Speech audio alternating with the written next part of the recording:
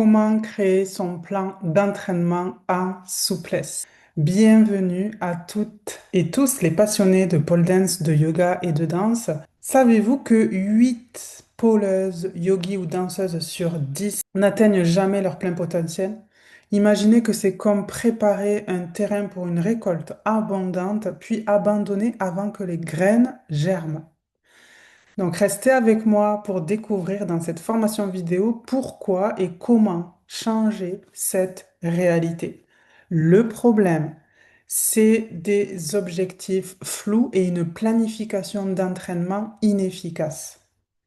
Et ça conduit à des frustrations, des abandons prématurés, des rêves inaccomplis et des potentiels gâchés. Et ça amène de la frustration, de ne pas voir des progrès, le temps perdu à des exercices pas adaptés, l'énergie dépensée sans résultat concret. Est-ce que vous ressentez le poids de ces rêves qui sont non réalisés, comme le rêve de passer au niveau supérieur dans votre sport ou de vous dépasser personnellement, d'enchaîner vos combos, vos postures, d'être en bonne santé, de bien vieillir? La conséquence, c'est que les doutes sur vous et vos capacités surgissent. Vous vous posez des questions sur vous, vous doutez de vous, et il est temps de changer la donne maintenant. Pourquoi il est temps de changer la donne? Parce que, en fait, vous ne voulez pas abandonner votre passion, parce que c'est votre moment à vous, c'est votre échappatoire, c'est votre rêve. Vous, qu'est-ce que vous voulez? Vous voulez réussir vos figures de souplesse et pouvoir utiliser cette souplesse dans votre sport, la pole, le yoga, la danse. Vous voulez enchaîner les combos, les flows avec fluidité et liberté. Cette souplesse, elle vous permettrait aussi d'avoir un corps sans douleur, libre dans ses mouvements. Et ça vous permettrait d'avoir plus confiance en vous, avec toutes les conséquences positives que ça implique pour soi, pour sa vie, pour son sport, d'avoir confiance en soi. Pour mettre un peu plus de contexte, ben, je sais de quoi je parle. Je m'appelle Cynthia et quand j'étais plus jeune, j'ai fait 2 ans de danse classique. Ça n'a pas été une victoire, ça a été plutôt un échec parce que ben déjà, j'ai pas réussi à atteindre mes objectifs à l'époque qui étaient déjà d'être belle, gracieuse dans mon sport, mais aussi dans la vie, de ressembler aux filles du premier rang qui étaient belles, gracieuses. Je les admirais. Et moi, en fait, j'y arrivais pas. J'étais souvent à la dernière ligne. Et en plus, pour moi, à cette époque, la souplesse, c'était synonyme de souffrance.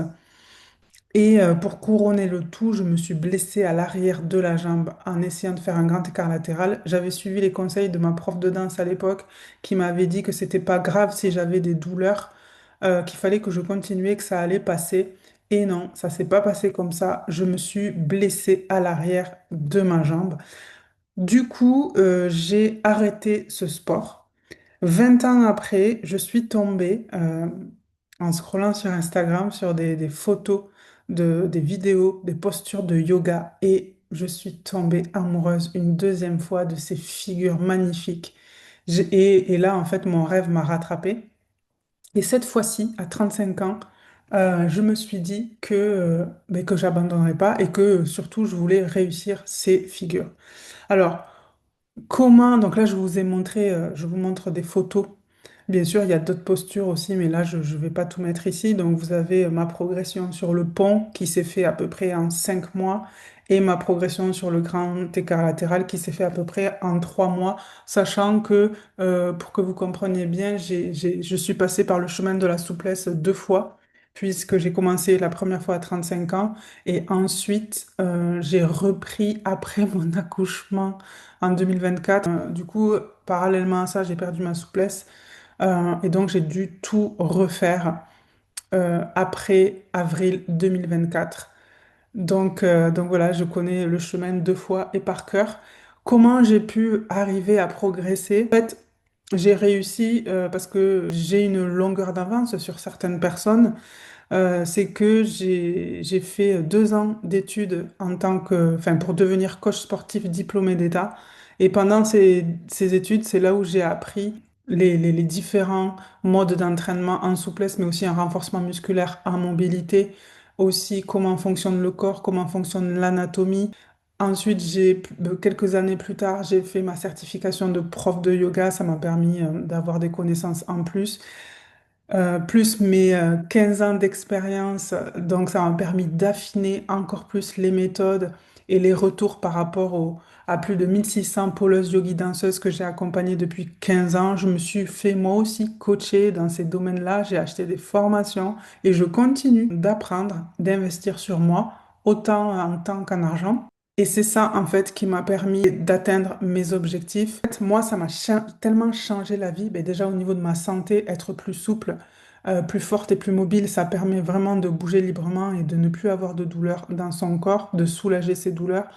Ensuite, ça permet d'être meilleur dans le sport et ça permet de booster aussi sa confiance en soi quand on arrive à faire des figures comme on le souhaite, jolies, gracieuses, quand on atteint ses objectifs, quand on se voit progresser et quand aussi on fait un travail sur son état d'esprit. C'est pas une thérapie, mais un travail sur l'état d'esprit, c'est obligatoire pour arriver à faire ce genre de résultat puisqu'il va falloir travailler sur tout ce qui est motivation, confiance en soi, passer au-dessus de ses doutes, etc.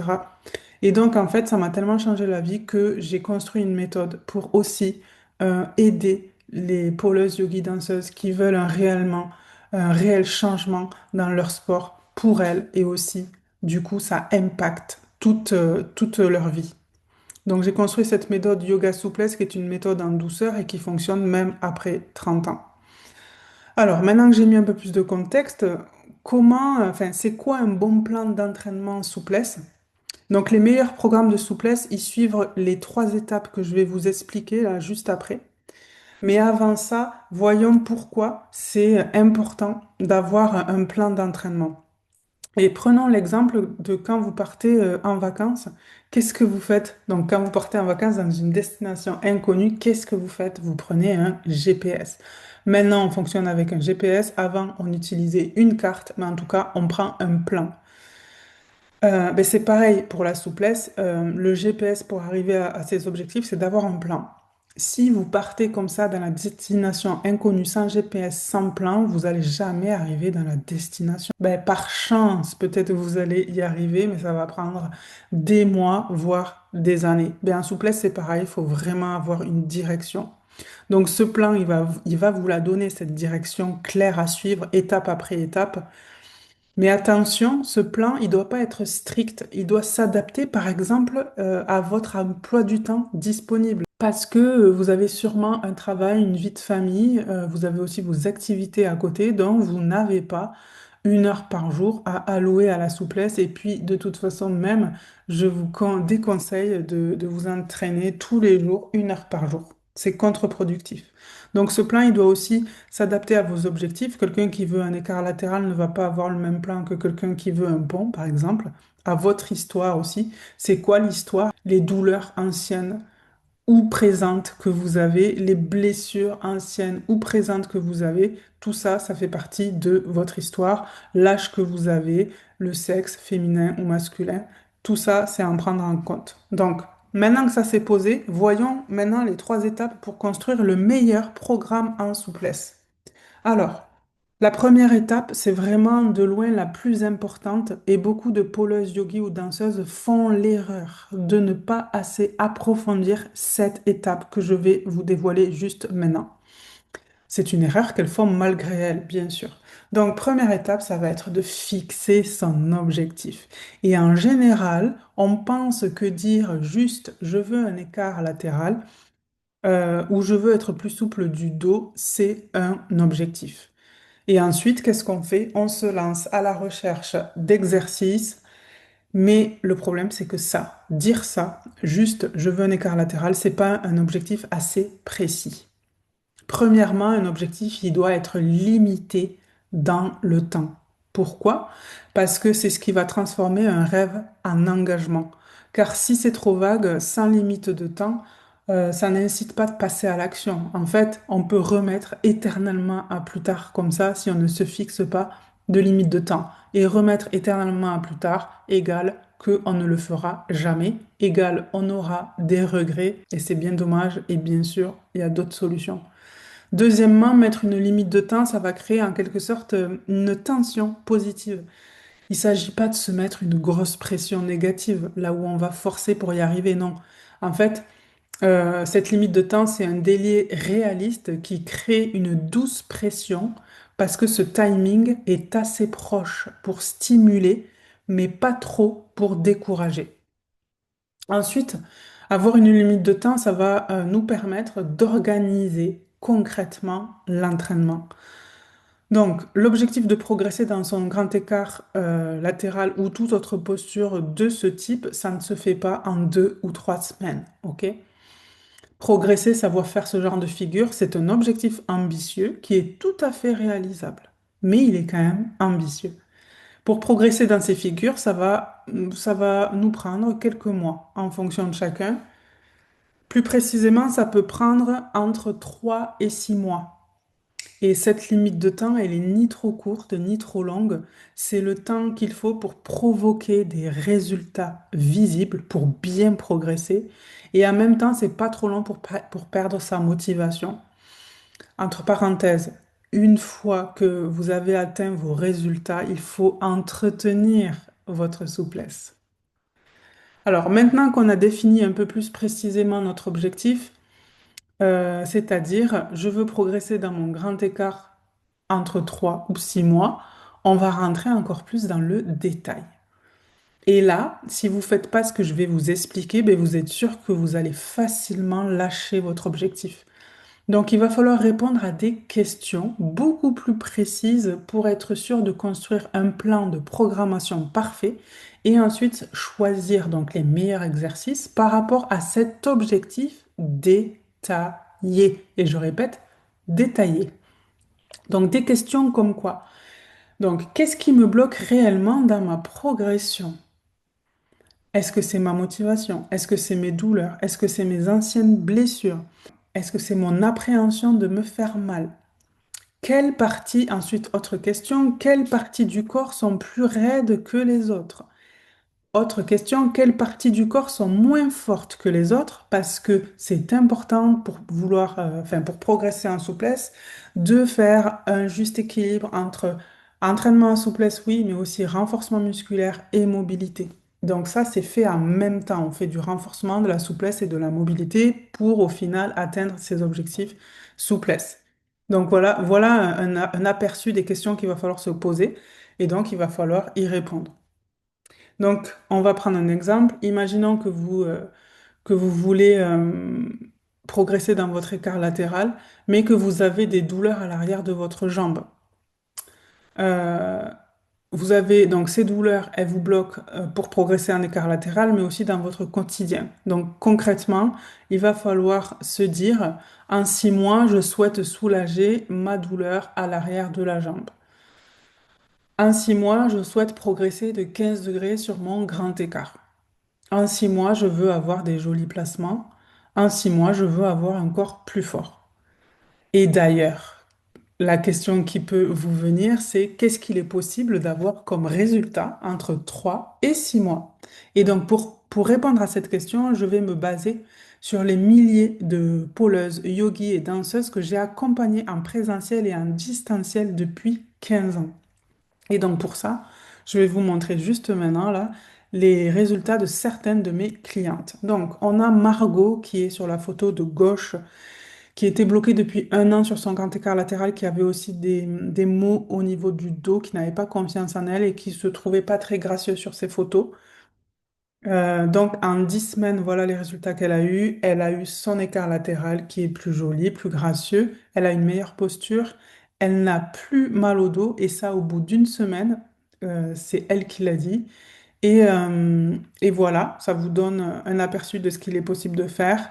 Ensuite, il y a Mélodie, pôleuse, qui avait mal aussi à l'arrière de la jambe sur son écart latéral. Et du coup, ça l'a bloqué. Et donc, en 3 mois, elle a pu progresser dans son écart latéral sans douleur et ça a boosté sa confiance en elle par rapport à ce qu'elle pouvait faire, ses capacités.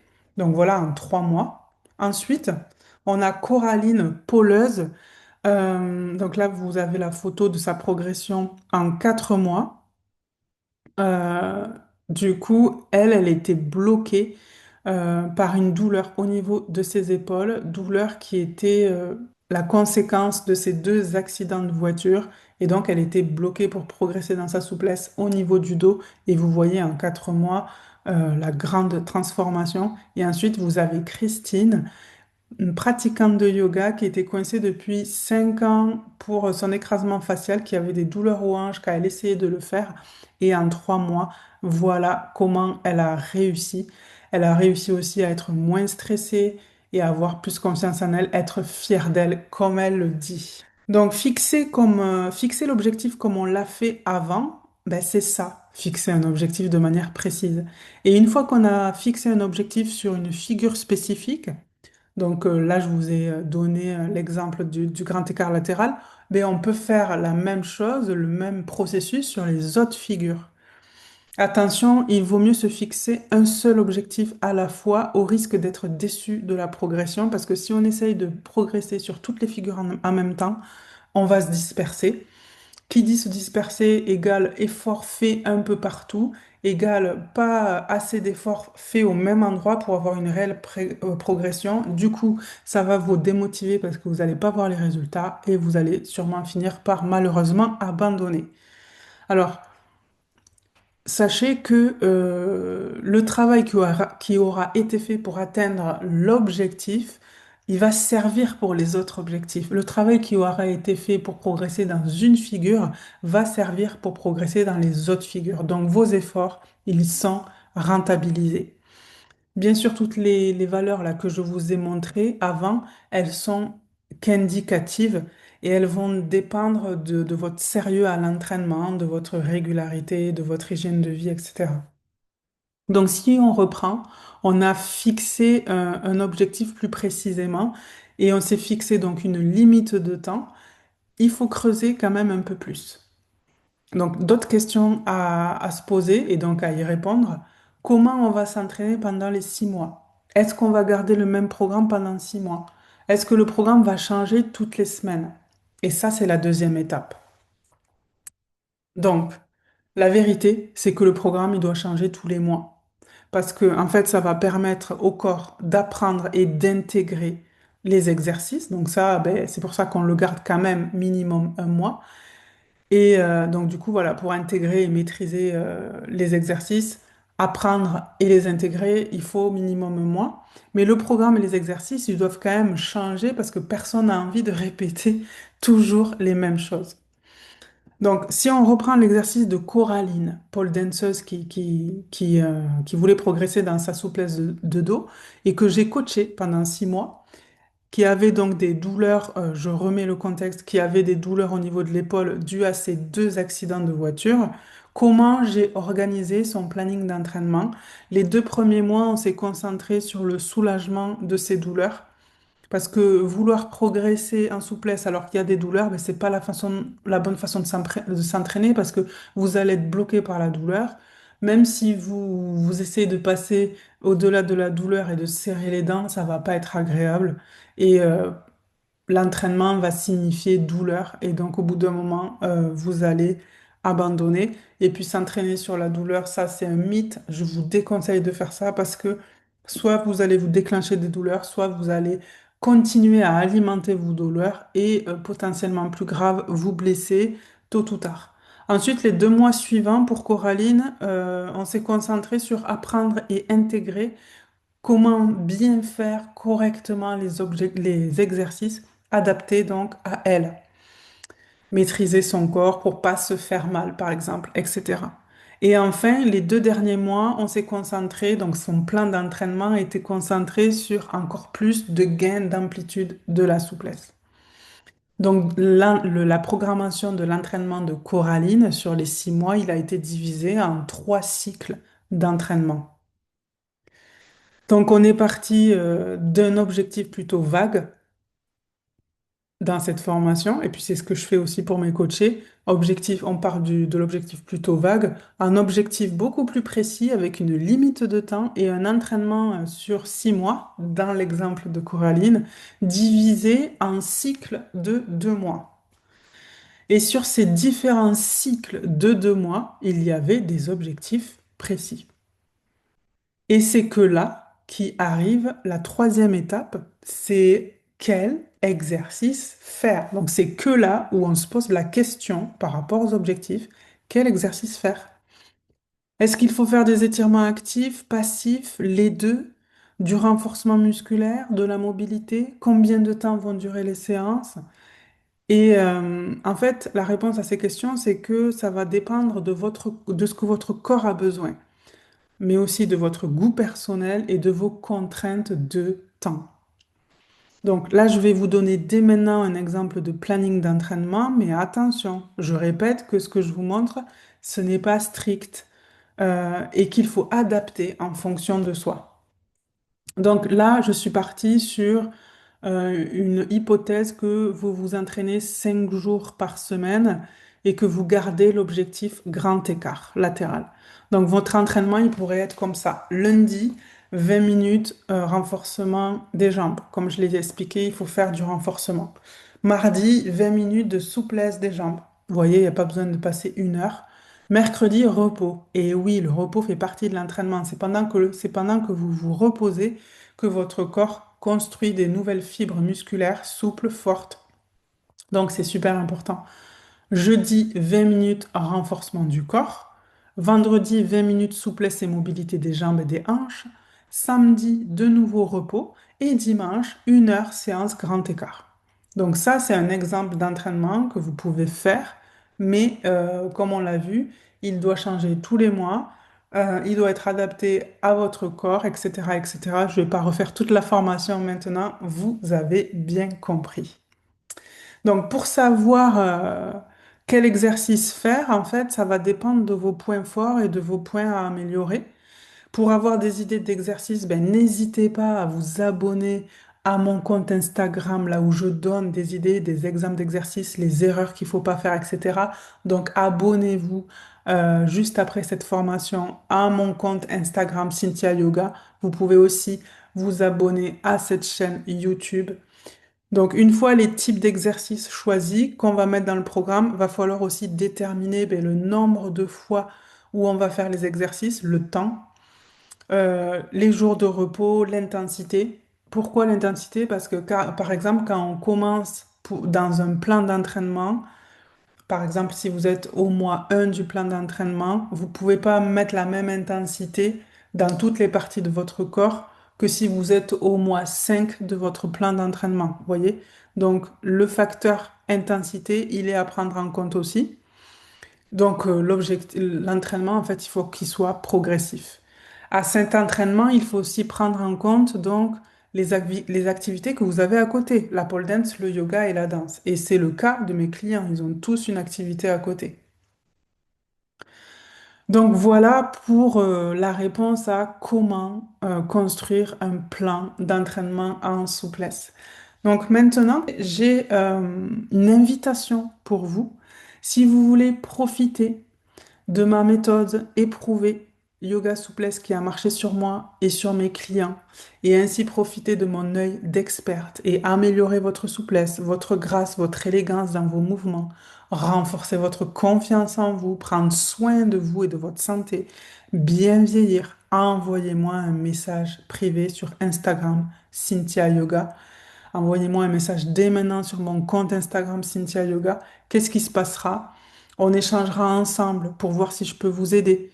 Et si pour une quelconque raison je ne peux pas vous aider ou que c'est pas le bon moment, ben, je vous orienterai, je vous donnerai une ressource gratuite qui pourra vous faire avancer. Donc si vous voulez profiter de mes 15 ans d'expérience au cours desquels j'ai accompagné plus de 1600 poleuses, yogis, danseuses, à booster leur confiance en elles grâce à la méthode Yoga Souplesse, qui est une méthode en douceur et qui fonctionne même après 30 ans, même après 40 ans, même après 50 ans, même après 60 ans. Et oui, j'ai plein de clientes qui ont plus de 60 ans et qui ont pu progresser parce que tout le monde est capable d'y arriver. Envoyez-moi un message dès maintenant sur mon compte Instagram, un message privé. N'attendez pas. Vous n'avez pas à attendre que la rigidité, les douleurs, les potentielles blessures ou les doutes vous empêchent d'atteindre vos objectifs, parce que c'est ça qui vous empêche d'atteindre vos objectifs, c'est pas vos capacités. Agissez dès maintenant pour développer votre grâce et votre élégance, car chaque minute compte sur votre chemin vers votre dépassement de vous, vers votre liberté.